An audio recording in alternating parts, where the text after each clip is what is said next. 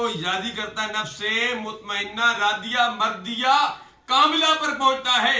جب وہ قبر میں بھی جاتا ہے سرکار عبد کرام صلی اللہ علیہ وسلم کی ایسے زیارت ہوتی ہے کہ وہ خوش ہو جاتا ہے. میں تو مر مر کے یہاں پہنچا ہوں اس دل ربا کے واسطے.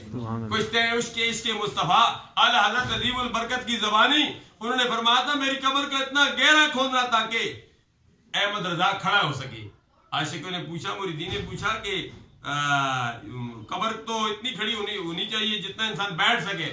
فرمایا سرکار قبر میں آئیں گے، میں نے حدیث میں پڑھا ہے میرا یہ عشق کی منزل ہے، یہ صوفیاء کا اپنا انداز ہے.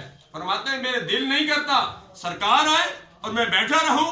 فرمایا میں کھڑا ہو جاؤں گا اور میں پاؤں پڑوں گا مصطفیٰ جان رحمت پہ لاکھوں سلام. سبحان اللہ. سمع مذہب ہدایت پہ لاکھوں سلام. جس سے خدمت کے قدسی کہیں ہاں رضا مصطفیٰ جان رحمت پہ لاکھوں سلام.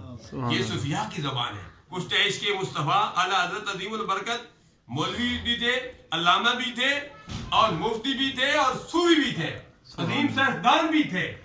کون سی ایسی صفت ہے جو ان میں موجود نہ ہو؟ اس لیے تو علامہ اقبال علیہ رحمت نے فرمایا تھا اگر اس زمانے کے امام اعظم امام حنیفہ کو دیکھنا چاہتے ہو تو کچھ ایسی مصطفیٰ اعلی حضرت عظیم البرکت کو دیکھ لو.